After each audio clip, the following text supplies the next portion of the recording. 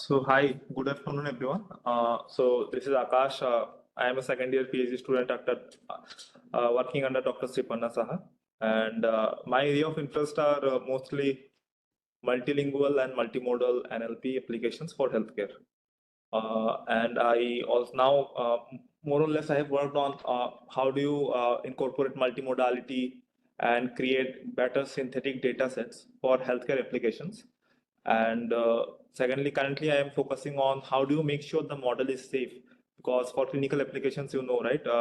Safety is a big concern. How do you, even if you deploy a LLM or some kind of model, you have to make sure that it has some safety restrictions, or it is bound to give some kind of responses for some harmful responses or some harmful questions.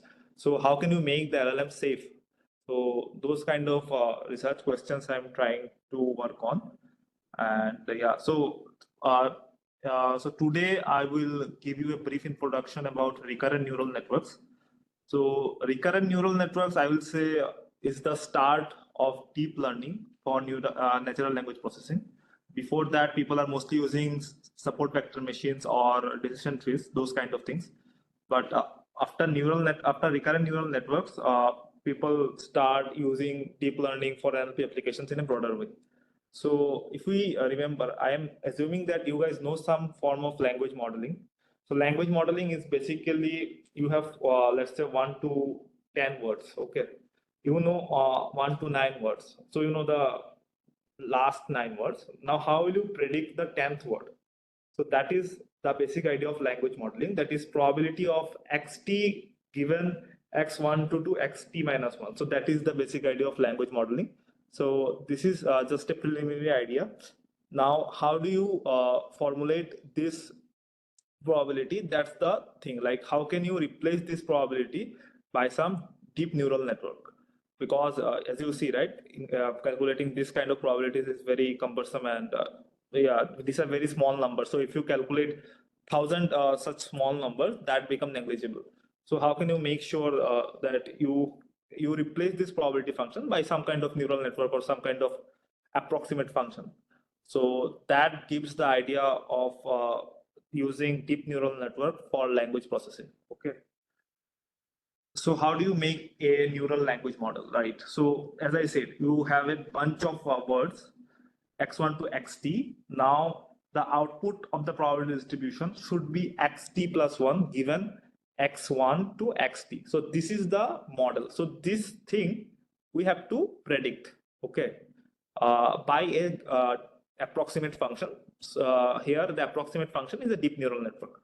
So basically, if you see, this is one example, small example, like museum in Paris are amazing. So basically, if I give you the context like museum in and are amazing, now if I say that what is the NER of Paris? NER means named entity recognition. So you have to understand, like, if this is a word, so it is based on, it is a noun. If it is a noun, then what kind of noun? Like, it is a name or it's a location. So those kind of prediction tasks are called NER tasks. So this is one of the setup where you can see, right, each of these words are first converted into some kind of representation, which is represented by these dots, and then there are this kind of vectors and all. So till now everything is clear, or any confusion?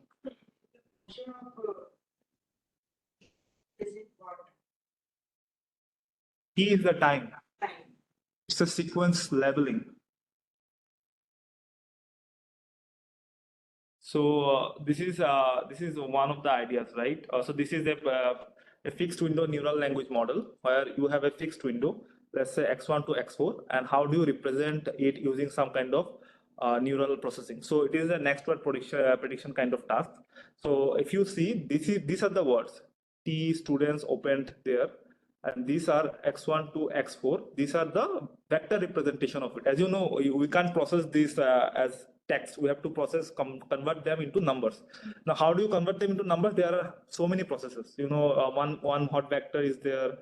Something like what2vec is there. Something like, I guess, glove is there. So there are many processes. How can you convert a particular word into numbers? So once you get these numbers, so this is represented by this, let's say, violet blocks, and after you get this number, you have to find these weights. So these are actually the hidden layer. So this function f is actually trying to approximate the probability distribution function that I was saying in the last slide. Okay, so this is the approximate function, and so this approximate function should be able to find out what should be the next word, like either it is books or laptops or something. So after coming out of this approximate function, it will give us a distribution. Distribution means you have a let's say you have a vocabulary of 1,000. Now, which word has what probability to be the next word? So you will get a list of numbers which sums up to 1, and each number gives you the probability. So if you see here, the books probability is a little higher. So it should be, the next word prediction should be books. So this is the basic idea of neural language processing, but there are very huge drawbacks to this idea. Can you just tell me one, like what's the drawback in this kind of processing? Like from this diagram. Anyone wants to try?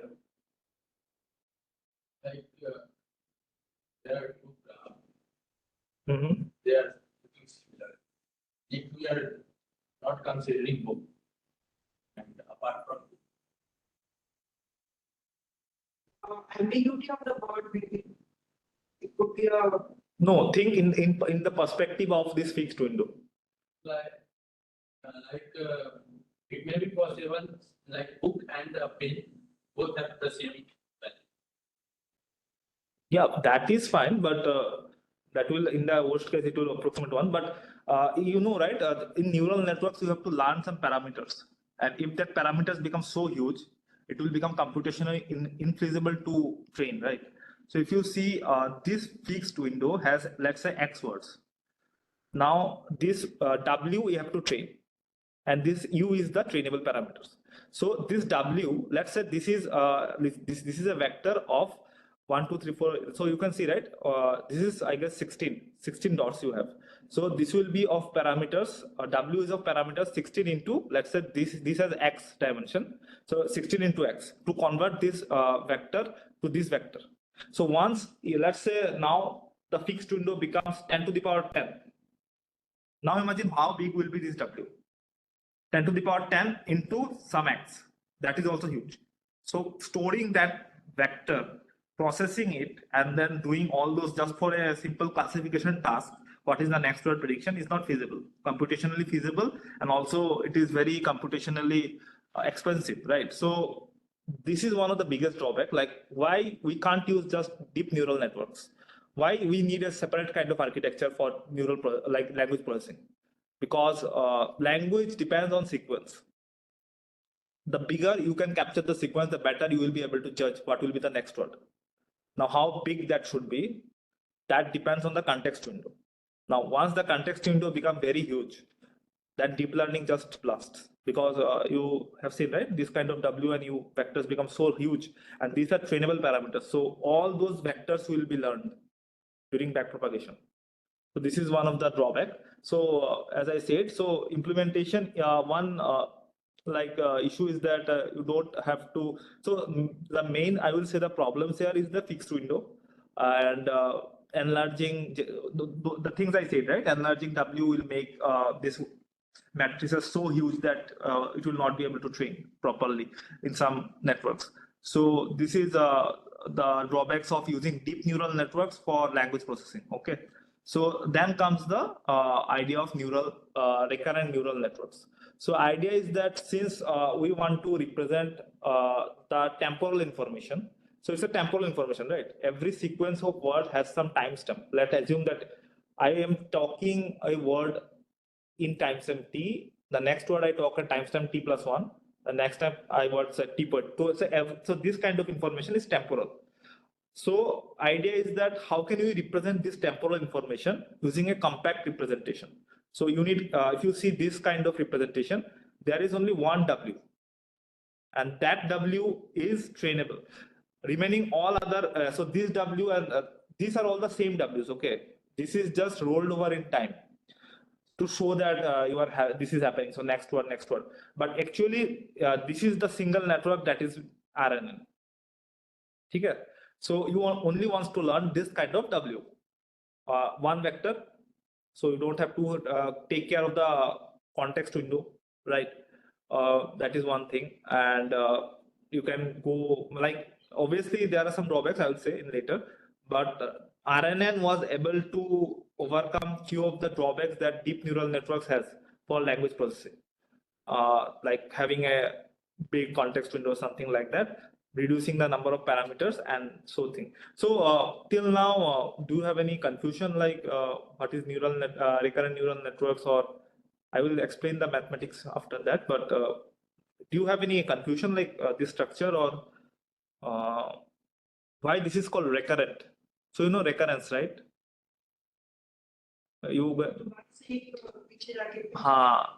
So you know fx equal to fx minus 1 plus fx minus 2, तो एक function दूसरे को call करेगा, दूसरे को तीसरे को call करेगा, सो पूरा रिकरेंट है इधर, ठीक है, right recursion. So if you see this is the equation, so ht जो आएगा वो ht minus 1 पे डिपेंड है और xt पे डिपेंड है. So you can see, right, you can write ht on the basis of all the past states. सो आपको क्या हुआ कि वो रिकरेंस नेटवर्क हो गया ना. जैसे हम लिखते हैं ना fx equal to fx minus 1 plus fx minus 2, जो फिबोनाची का होता है. तो here also you can see there is a recurrence relation. So क्या हुआ कि आप रिकरेंसली उसको प्रेडिक्ट कर रहे हैं, and you don't have to train a huge matrix. ये w इज अ कांस्टेंट, ठीक है, सिर्फ हमें ट्रेनेबल करना, क्या करना है, w को और u को, और these are all like basics. So you got the idea how this hidden state has been made. Any confusion? So if I say that h2 का क्या होगा, sigma of w h1 plus u x1 plus b, ठीक है. फिर हम अगर बोले h3 तो क्या होगा, sigma of w h2 plus u x3 plus w. तो h2 का वैल्यू हमने पिछली बार कैलकुलेट कर लिया था, तो उसको हम क्या करेंगे, सिर्फ बैठाएंगे इस पे. So it's a complete recurrence relation, ठीक है. So this is one of the advantage of RNNs. So this is the RNN model. You will get this kind of vectors at each time step. So first हम da को लाएंगे, da का उसको हम vector में लाया किसी एक, let's say we will use word2vec or some kind of vectorization technique. RNN is used for this kind of language modeling, text generation, next word prediction. For text, mostly for language processing. उसका उसलिए काम हुआ था कि next word prediction, जो p(xt) given x1 to xt minus 1, उस type के function को replace करने के लिए. टेम्पोरल इंफॉर्मेशन बताया, हाँ, उसका क्या? टेम्पोरल इंफॉर्मेशन मतलब, क्योंकि टेम्पोरल मतलब anything that is a sequence that depends on the past, ठीक है. तो इसमें अगर देखोगे द स्टूडेंट्स ओपनड, उसके बाद जो नेक्स्ट वर्ड आएगा that depends on the previous context. तो वो समझ रहे हो टेम्पोरल कैसे हुआ, क्योंकि आप अगर 0.1 सेकंड में जो बात कर रहे हो उसके ऊपर आप 0.2 का एक प्रेडिक्ट कर सकते हो कि नेक्स्ट वो क्या बोलेगा. अगर आप बिल्कुल भी रैंडम बता दो तो obviously there are millions of words, right. So but if you know the context well, you can predict the next word. तो ChatGPT कैसे काम करता है, उसको तुम आप प्रॉम्प्ट देते हो, तो प्रॉम्प्ट का जो आंसर आता है that is next word prediction. और क्या होता है, उसने इतने सारे एग्जांपल देख लिया कि उसको पता है कि इसका आंसर कैसे हम नेक्स्ट वर्ड करके करेंगे, ठीक है. तो those kind of things. So RNN was the first deep learning architecture that was used for sequence prediction, ठीक है. सो RNN का एडवांटेज क्या है, can process any length. Of course बहुत डिसएडवांटेज है, computational at time t in theory. Like theory में possible है कि तुम बहुत बड़ा विंडो ले लो, ये सब ले लो, थ्योरी में पॉसिबल है. Model size doesn't increase for, as I said, right, model size is not dependent because वो w का वैल्यू कांस्टेंट है. We are not increasing the w based on the context window. right? So it's a fixed thing. So you can increase the window as much as you can, theoretically, obviously, not practically, not possible.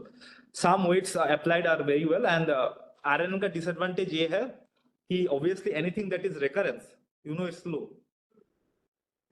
Yes, and difficult to वो है, but सबसे बड़ा disadvantage और एक चीज है कि अगर जिसके लिए ट्रांसफॉर्मर आया और जो आया कि एक तो रिकरेंस है तो कंप्यूटेशन बहुत स्लो है, तो आप रियल टाइम पे यूज नहीं कर सकते उसको, ठीक है। ज्यादा अगर वोकाबुलरी बहुत ज्यादा हो गया तो बहुत स्लो देगा इन्फरेंस। इन्फरेंस मतलब समझ रहे हो ना आप चैट जीपीटी को देते हो तुरंत आ जाता है ना रिजल्ट, तो उसको बोलते हैं इन्फरेंस। मतलब the time, yes, so the time taken by RNNs to generate an answer is huge because it uses some kind of recurrence relation, जो ट्रांसफॉर्मर ने पूरा हटा दिया, पैरेललिज्म, ठीक है।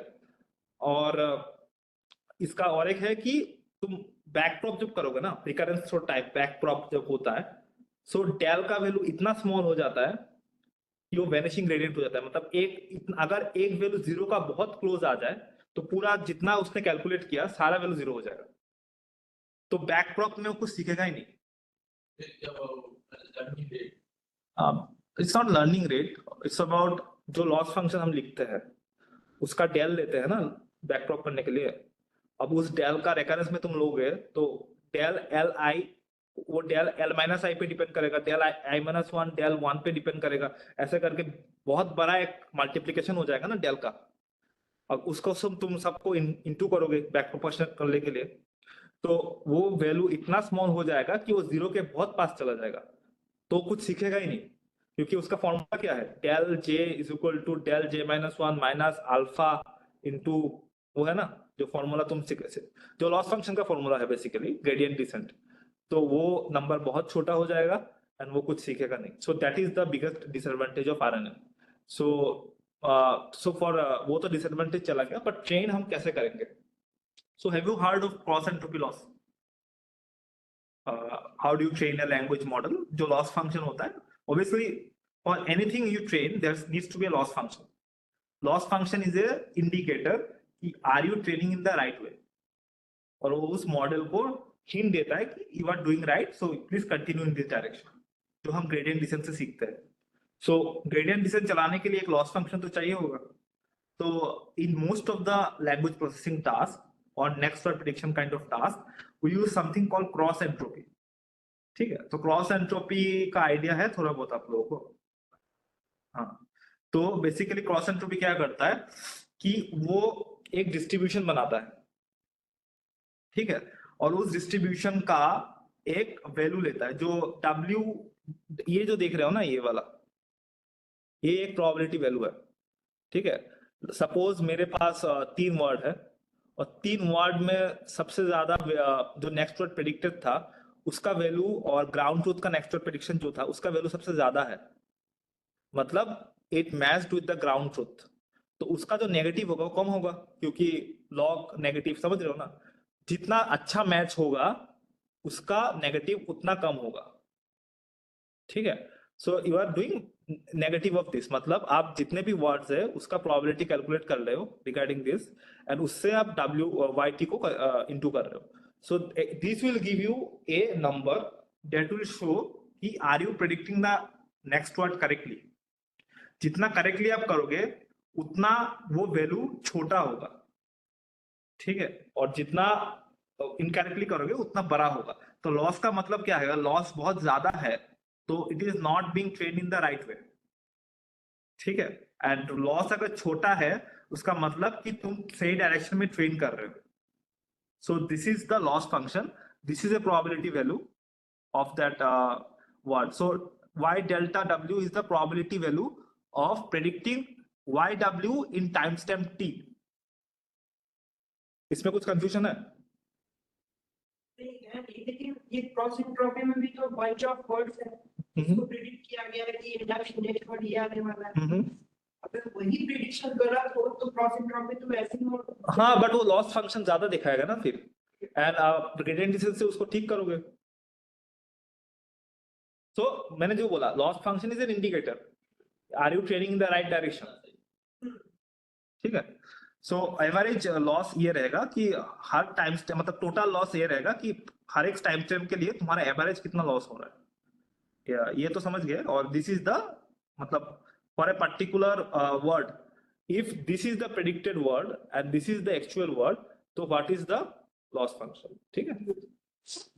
So this is the word like पहला वाला में दा आया था, तो पहला एक वर्ड का लॉस कैलकुलेट होगा, फिर स्टूडेंट्स आएगा, फिर इसका कैलकुलेट होगा, फिर ओपन आएगा, फिर इसका कैलकुलेट होगा, फिर देयर आएगा। देख रहे हो मतलब रिकरेंस का, देख रहे हो कितना स्लो है, एक एक वर्ड का वो ले रहा है पूरा। हाँ, उसको फिर बैक प्रोपेगेट भी करो तुम।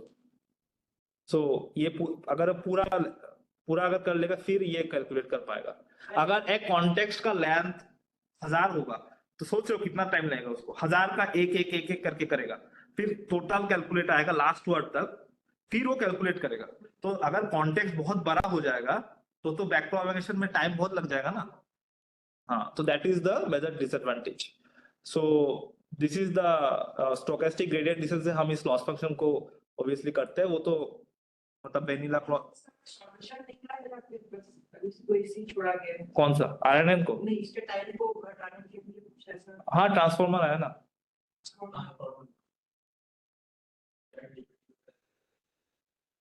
हाँ, तो this is the RNN model training. तो थोड़ा बहुत मैं उसको एक्सप्लेन करूंगा, मतलब जो लॉस फंक्शन का मतलब क्यों प्रॉब्लम है ग्रेडियंट डिसेंट का, तो थोड़ा बहुत आप लोगों को आता है मल्टीवेरिएट चेन रूल? अगर नहीं आता तो देख लीजिए। सो this is the F P, okay. So F P delta F by delta P का क्या होगा कि ये है पी, और ये है एक्स, और ये है वाई। सो अगर आपको इस वेरिएबल के रेस्पेक्ट में इस वेरिएबल को कैलकुलेट करना है, तो आपको कैसे जाना होगा? इधर से इधर एक बार जाना होगा और इधर से इधर एक बार जाना होगा। सो क्या होगा? दोनों का plus, del f by del x by del p, del f by del x by del p, plus del f by del y, del y by del p. ठीक है, समझ गया ना? मतलब चेन रूल कैसे होता है आपको तो पता होगा ये सब, मतलब इंजीनियरिंग मैथमेटिक्स में थोड़ा बहुत देखा होगा आपने। हाँ, तो this is the basics unit. अब थोड़ा ये थोड़ा हार्ड है, बट थोड़ा ध्यान देने की ट्राई करिएगा। मतलब आई गेस इतना ही जूम हुआ भाई। तो ठीक है, मैं एक्सप्लेन कर दूंगा सारा, ठीक है। सो ये H0 है, फिर एक वेट जा रहा है W, क्योंकि RNN है, let's say this is RNN। H0 W, H1 W, H2 W, H3, let's, ठीक है। तो हमें कैलकुलेट क्या करना होता है ब्लैक प्रोपेगेशन के टाइम पे? Del L by del W। तो वो क्या हम करेंगे कि डेल W तो हम ऐसे कैलकुलेट नहीं कर सकते, हमें H3 को लेके कैलकुलेट करना होगा ना। So del L by del H3 dot del H3 by del W, ठीक है। But if you see, W तो हर एक के साथ है ना। अगर उसका कंप्यूटेशन ग्राफ तुम लोगे, या अगर इसको मैं W को ऐसे करोगे तो देखोगे W तो हर के साथ है। सो अब इसको कैसे कैलकुलेट करोगे del H3 by del W को? So del H3 by del W को आप देखो, एक बार इसे आ सकते हो, एक बार आप वाया H3 H2 आ सकते हो, एक बार आप वाया H3 H2 H1 आ सकते हो, एक बार आप via H3 H2 H1 H0 आ सकते हो। So these are the possible paths. How can you reach to W? If you see, मैंने ऐसे ही लिखा है कि del H3 by del W plus del H3 by del H2 और del H2 by del W and then del H3 by del H2, मतलब you understand right what I am trying to say? तुम्हें अगर थोड़ा बहुत multivariate calculus आता है, ये equation समझना कोई बात नहीं है, ठीक है। सो इसको हम अगर ऐसे भी लिख सकते हैं ना कि del H3 by del H0 into del H0 by del W, ठीक है। तो ऐसे करके अगर लिखोगे तो देखोगे कि ये इक्वेशन इस इक्वेशन में आ जाता है। थोड़ा बहुत मैं साइज दे दूंगा, थोड़ा बहुत देखना। एंड इफ यू सी, तो बेसिकली आइडिया ये है कि जस्ट तुम्हें दिखाने के लिए कि कितने बड़ा तुम डिफरेंशिएट कर रहे हो। अगर t का वैल्यू बहुत बड़ा है and you are doing what, ht by dhk by dw, अब k का वैल्यू 0 से t तक जाता है बैक प्रोपगेशन के टाइम के लिए। अगर t let's say 10 to the power 4 है और हर एक वैल्यू बहुत स्मॉल है ग्रेडियंट, सो एक भी अगर बहुत स्मॉल है ना, आप इतने सारे इंटू कर रहे हो, अगर बहुत सारे स्मॉल नंबर्स का तुम इंटू करोगे तो क्या हो जाएगा? Very close to 0।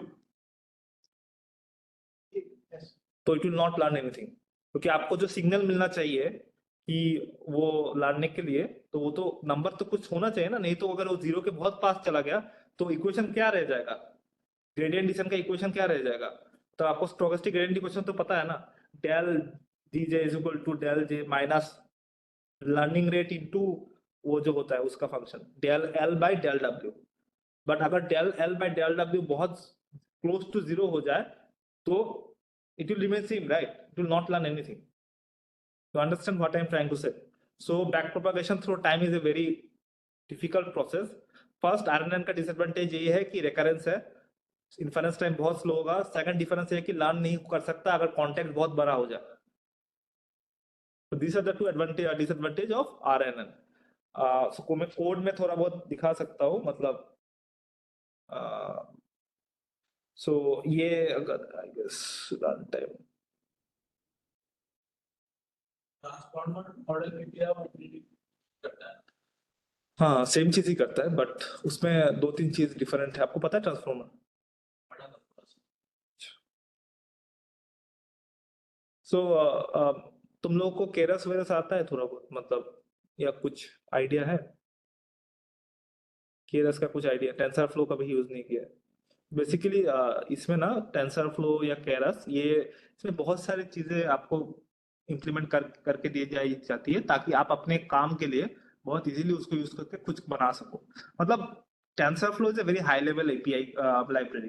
तो उसमें देखो, अगर तुम उसमें ये सब बनाया हुआ रहता है, आरएनएन, एलएसटीएम, जीआरयू, जो जो आपको चाहिए वो सब बनाया हुआ रहता है। So it becomes easier for you too. Tensor मतलब कोई भी वर्ड का अगर डालो हाँ, it's tensor is basically a series of numbers. हाँ, सो एलएसटीएम, जीआरयू, मतलब सब कुछ इम्प्लीमेंटेशन हुआ होता है उसमें एक्चुअली।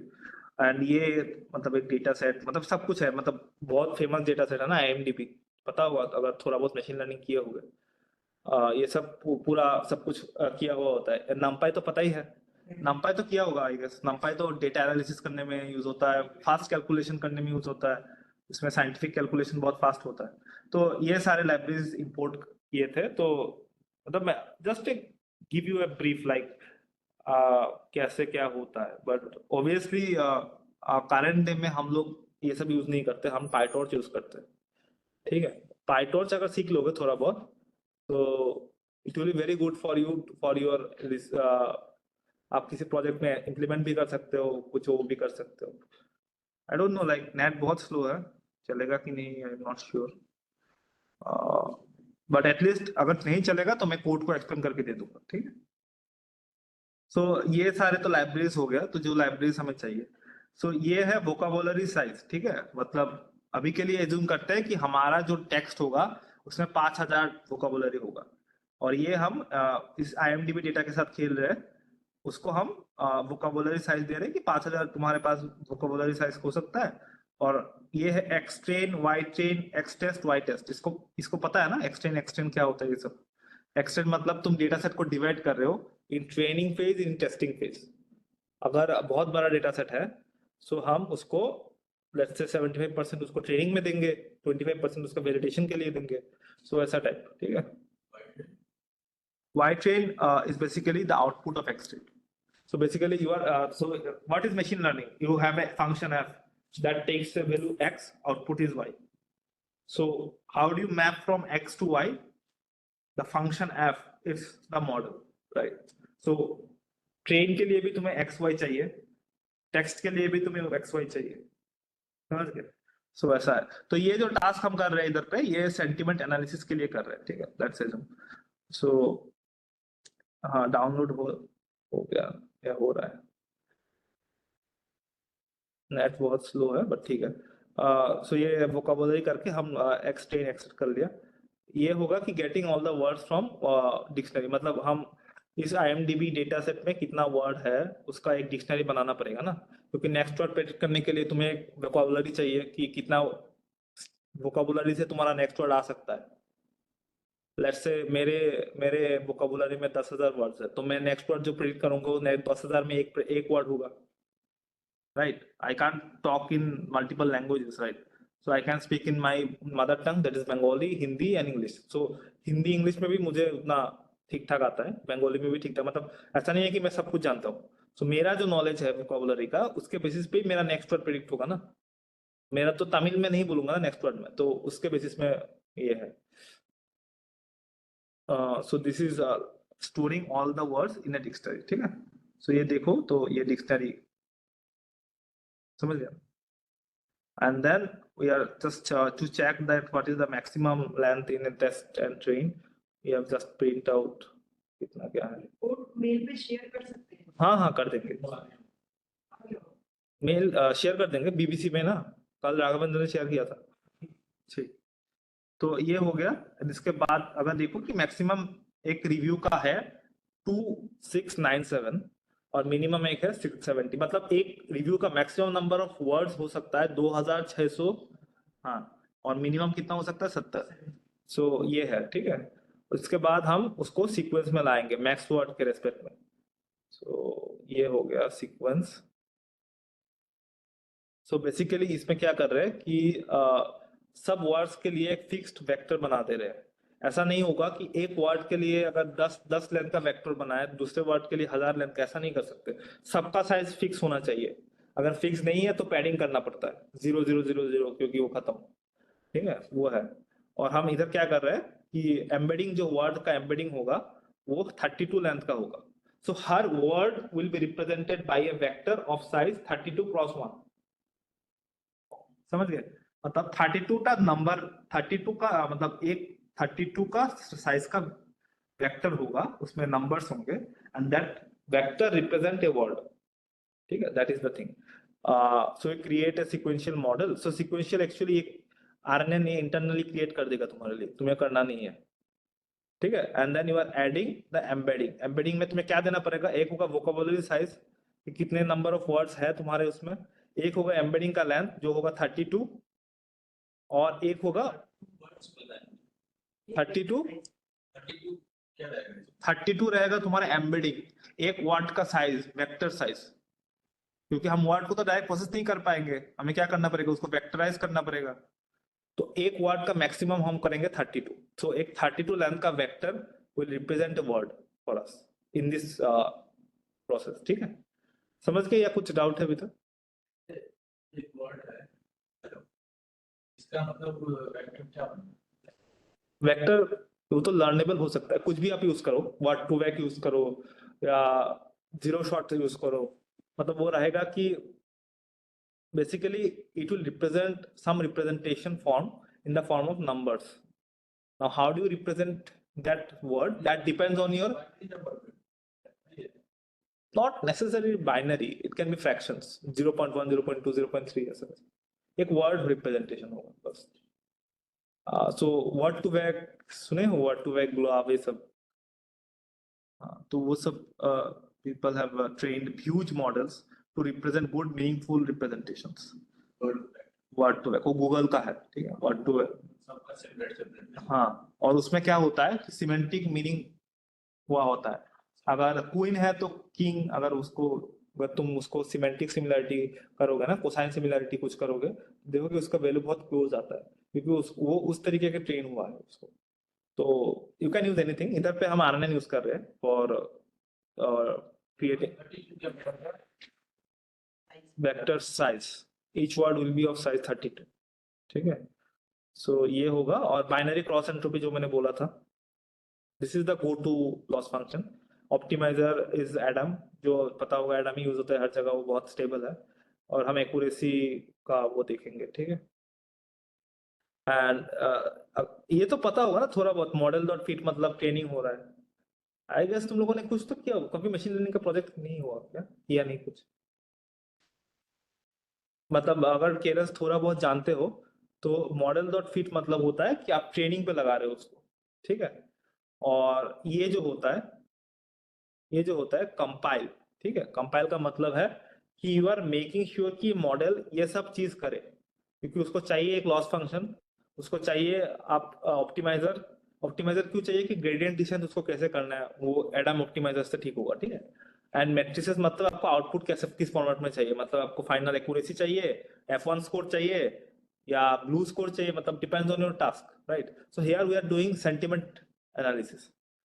सो वो क्या होगा कि either it is a positive sentiment, negative sentiment. So वो क्या टास्क है? एक क्लासिफिकेशन टास्क है। Got it? So we are using matrices and accuracy. So classification generation, इसमें तो कुछ कंफ्यूजन नहीं है ना।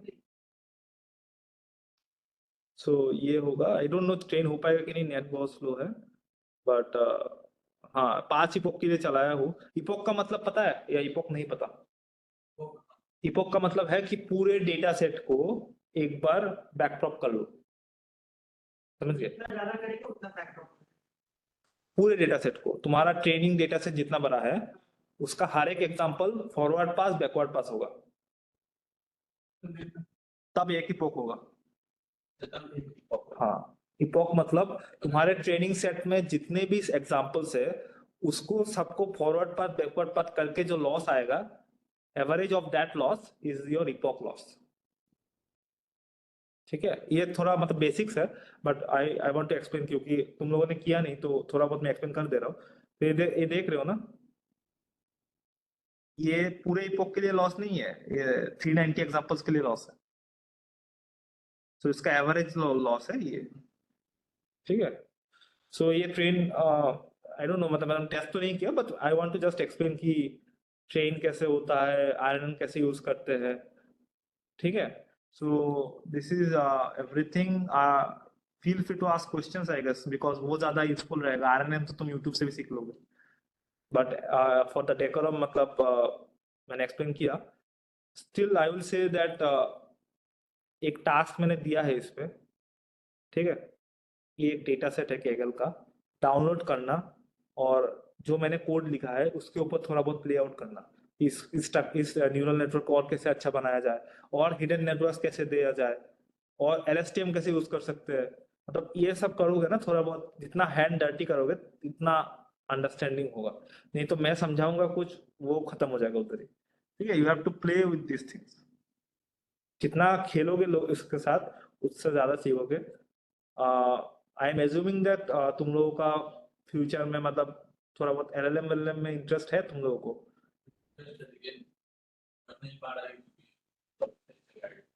अच्छा, नहीं LLM तो पता होगा, ट्रांसफॉर्मर के ऊपर बेस्ड है।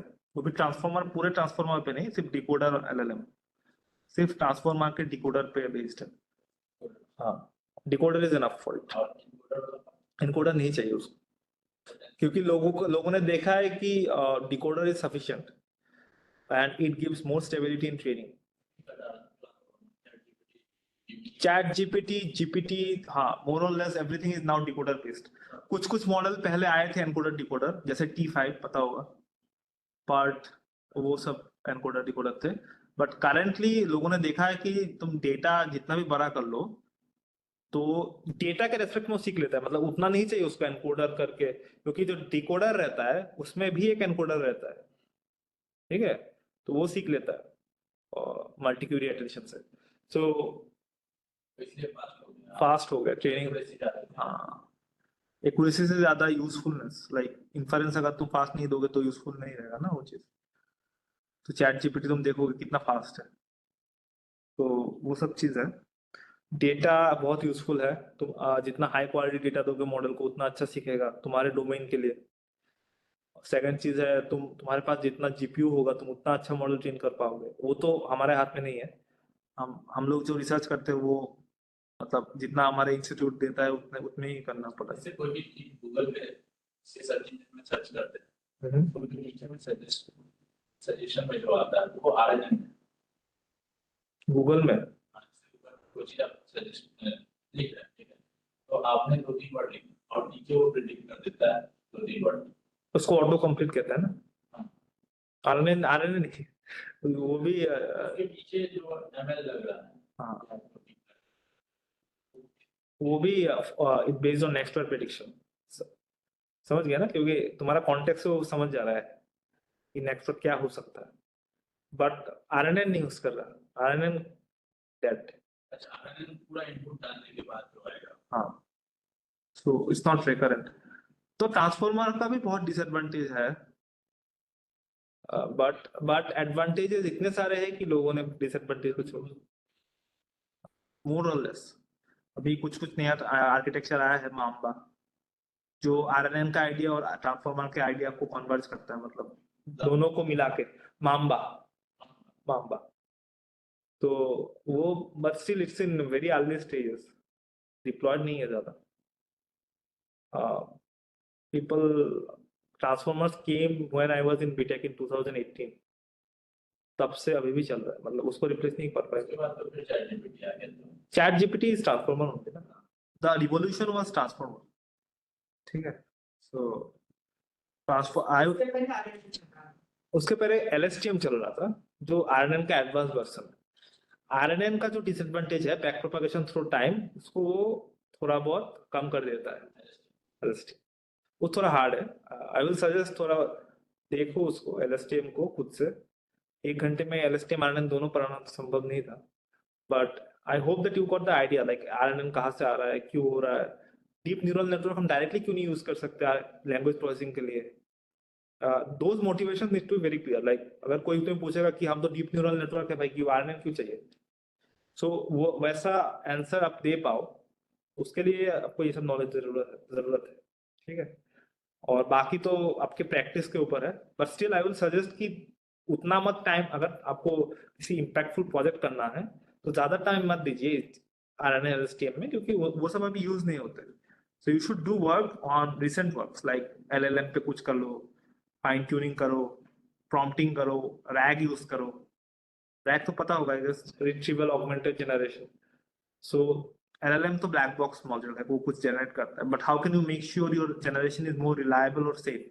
उसमें रैग में क्या होता है कि वो पहले डॉक्यूमेंट कलेक्ट करता है कि तुम्हारा जो क्वेरी है उसके बेसिस पे सबसे रिलेवेंट डॉक्यूमेंट कौन सा है, उसको एक्सट्रैक्ट करता है, एंड देन वो डॉक्यूमेंट उसको एलएलएम में देता है, ताकि जो सोर्स ऑफ नॉलेज है वो ठीक रहे।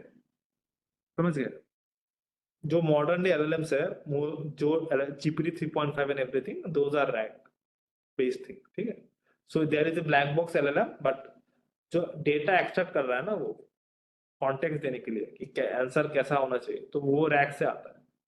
सो आई विल सजेस्ट कि वो सब प्रोजेक्ट थोड़ा बहुत करो तो थोड़ा आइडिया होगा, and then start contributing to research. Like एक तो रिसर्च प्रोजेक्ट में इन्वॉल्व रहो तो ऑब्वियसली डिफिकल्ट है, रिसर्च करना इतना इजी नहीं है, बट स्टेप बाय स्टेप करना होगा, ठीक है।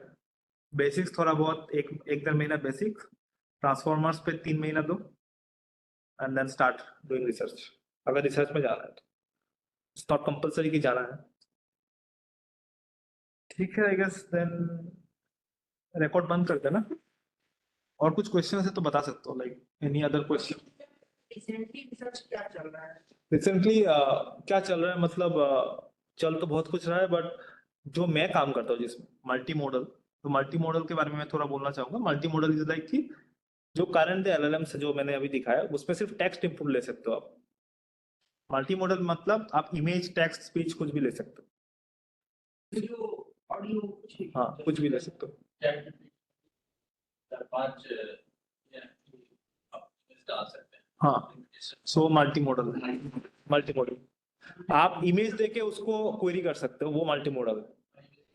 हाँ, सो वो सब मल्टी मॉडल है, LLMs are converting into the multi-model. मोर और less. GPT 3.5 I think is multi modal, but जो करंट जीपीटी है, GPT-4, GPT-4o मिनी, GPT-4o, सब मल्टी मॉडल। तो मल्टी मॉडल एक हो गया चैलेंज कि आपको उसको कैसे अच्छा बनाओ मल्टी मॉडलिटी। अच्छा, स्पीच में अगर बोल के करेंगे तो उसको भी वो करेगा क्या मल्टी मॉडल? स्पीच में स्पीच इज ए वेरी, हाँ, एक एग्जांपल था बहुत अच्छा। जैसे कि अगर मल्टी मॉडल में अगर हम ये देख रहे हैं, कुछ भी एलएलएम में अगर हम टास्क दे रहे हैं तो यहाँ पे इतना तो ध्यान रख रहे हैं कि वो एलएलएम हमको एक करेक्ट आउटपुट देगा और एक्यूरेसी के साथ देगा। अगर हम स्पीच के अंदर में वेरिएशंस लेके आते हैं, जैसे एक सिंपल सेंटेंस है, सेंटेंस का ना I want contact, I want you to contact, इसमें अगर एम्फसाइजिंग अगर हम देखते हैं कि I want you to contact me, यहाँ पे हम अपने आप को एम्फसाइज कर रहे हैं, तो कहीं ना कहीं कंटेक्स्ट चला जाता है कि हम आपको ये ऑर्डर दे रहे हैं, रिक्वेस्ट कर रहे हैं आई वांट टू कांटेक्ट। इसको अगर उल्टा करें, I want you to distribute, तो यहाँ पे क्या एम्फसाइज चेंज हो गया, आई पे नहीं किया, वांट पे किया, तो यहाँ पे हम आपसे रिक्वेस्ट कर रहे हैं। अगर यू पे एम्फसाइज डालेंगे तो वहां पे भी डिफरेंट मीनिंग निकल के आ जाएगा।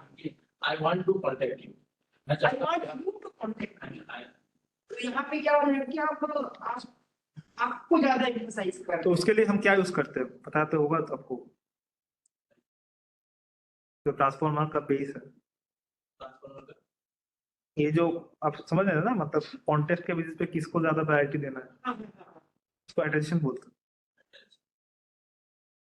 जो अटेंशन ये स्पीच में कैसे होगा?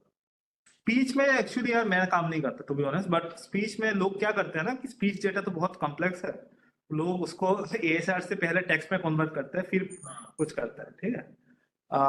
वो एक चीज है, और स्पीच पे भी काम हो रहा है, जो स्पीच इनपुट लेगा and then output will be speech, जिसको स्पीच एलएलएम भी बोल रहे हैं कुछ लोग, बट वो अभी भी बहुत नेसेंट में है, मतलब जैसे कि स्पीच में किसी वर्ड को एम्फसाइज करना है, तो उसको अगर हम थोड़ा लाउडली अगर बोलेंगे तो उसका थोड़ा फ्रीक्वेंसी या फ्रीक्वेंसी, हाँ करेक्ट वो भी correct speech is a very condensed modality. और हम भी उस चीज को उसी तरह से समझते हैं ना, हमारा भी ब्रेन, हमारा भी न्यूरॉन्स, ब्रेन के अंदर जो भी कलेक्टिव न्यूरॉन्स है वो भी उसको उसी तरह से लेता है। हाँ आई एग्री, स्पीच में अगर तुम अच्छा एलएलएम बना पाओ तो उसका जो इम्पैक्ट रहेगा वो टेक्स्ट एलएलएम से ज्यादा होगा, क्योंकि उसके पास बहुत सारे सिग्नल्स है। मैं अगर किसी को गाली दे रहा हूँ, उससे स्पीच से जितना आएगा टेक्स्ट से उतना शायद नहीं आएगा। हाँ, तो speech is a very good modality. Speech पे काम कम है क्योंकि स्पीच को प्रोसेस करना हार्ड है, तो इतना डेंस इंफॉर्मेशन होता है, उसको प्रोसेस करना हार्ड है, कंप्यूटेशनली हार्ड है plus. But I feel like speech पे और काम होना चाहिए, मतलब अगर तुम देखोगे एलएलएम पे most of the works are multi modal और एलएलएम टेक्स्ट। मल्टी मॉडल में भी टेक्स्ट प्लस इमेज का कॉम्बिनेशन सबसे ज्यादा है, स्पीच का काम कम है क्योंकि स्पीच पे लोग काम कम करते हैं। और आई डोंट नो, एक तो है कि मोडालिटी का डिफिकल्ट है क्योंकि वो उतना कॉन्टेंस इंफॉर्मेशन रहता है, उसको प्रोसेस करना बहुत डिफिकल्ट है, और उसको प्रोसेस भी अगर कर लो तो उसके न्यूएंसेस को कैप्चर करना एग्जैक्टली कैसे करना है, आई एम नॉट श्योर कि अटेंशन कर पाता है उसको एग्जैक्टली, शायद उसके लिए कुछ और यूज होता है, या मतलब जो यूज होता है वो उतना एफिशिएंट नहीं है, इसलिए स्पीच का यूजफुलनेस थोड़ा कम है कंपेयर टू टेक्स्ट और images. But I am assuming that future में स्पीच ज्यादा रिसर्च होता है ठीक ठाक डायरेक्शन में, तो वो बहुत इंपॉर्टेंट मोडालिटी है। जैसे मैं वीडियो एलएलएम्स पे काम कर रहा हूँ अभी, वीडियो एलएलएम्स पे अगर देखोगे तो कितना वीडियो पे क्या रहता है, टेक्स्ट रहता है, इमेज रहता है, स्पीच रहता है, but more almost every video LLM सिर्फ टेक्स्ट और इमेज लेता है, वीडियो ऑडियो सिर्फ मैंने 2 एलएलएम पे पाया। सो उसका मतलब यही है कि वो सक्सेसफुल नहीं है स्पीच को ठीक से प्रोसेस करने में, क्योंकि बाकी उन्होंने हटा दिया स्पीच को। So I think it's a very good research idea कि स्पीच को आप कैसे एफिशिएंटली रिप्रेजेंट करो। इससे टेक्स्ट को तो करना बहुत इजी हो गया है एलएलएम के लिए, मतलब वो जो वेक्टराइज करके फिर कुछ भी आप यूज करो, डिकोडर उन्नी से, या अच्छा एनकोडर आ गया है तो उसको एनकोड करना। तो इसके लिए अगर रिसर्च वगैरह करेंगे तो सब अपना ही करना पड़ेगा सब चीज। अपना नहीं करना पड़ेगा, तुम्हें देखना पड़ेगा कि लोग स्पीच पे क्या काम कर रहे हैं, उसके ऊपर तुम अपना एप्लीकेशन कैसे यूज कर सकते हो वो देखना पड़ेगा, अपना थोड़ी कर सकते हो। Obviously there are many groups that works on speech, you have to find out those works, और तुम्हारे लिए कौन सा एप्लीकेशन यूजफुल है वो देखना पड़ेगा। समझ गए, रिसर्च मतलब खुद के अप्लाइड रिसर्च। हम लोग तो अप्लाइड रिसर्चर्स है, हम क्या करते हैं कि हमारे यूजफुलनेस पे कौन सा ज्यादा यूजफुल है वो देखते हैं।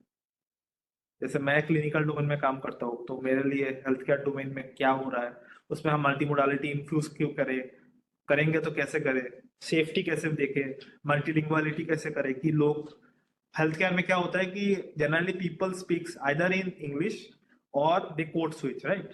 कोड स्विच का मतलब पता है, हिंदी इंग्लिश, हिंदी बंगाली, हिंदी इंग्लिश बंगाली, मतलब लोग कुछ कुछ बात अपने लैंग्वेज में बोलते हैं, कुछ कुछ इंग्लिश में बोलते हैं।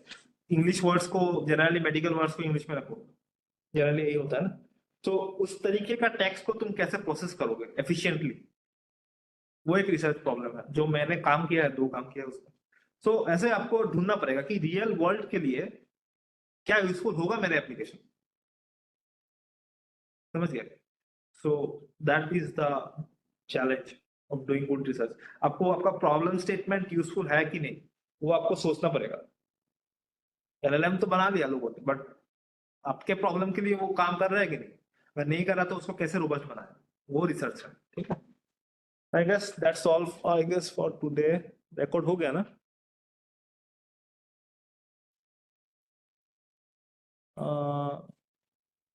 किसी को पता है तो उनको पूरा बुलाइए।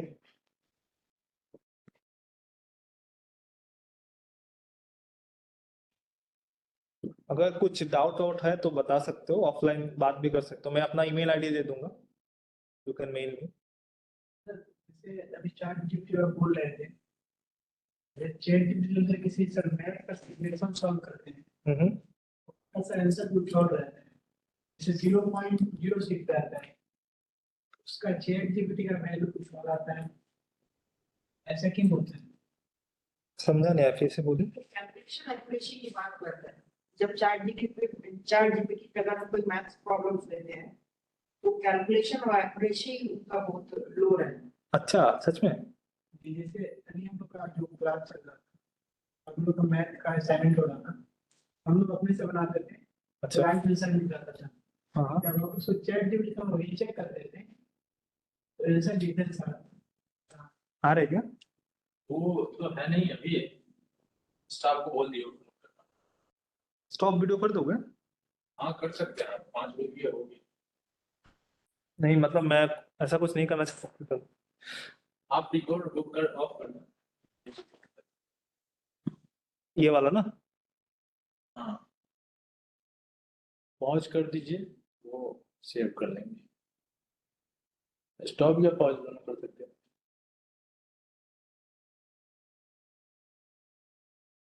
हाँ कर दीजिए भैया, नहीं पॉज नहीं हो रहा ना, क्या लैपटॉप। स्टॉप करिए। स्टॉप करो। हाँ कर दीजिए।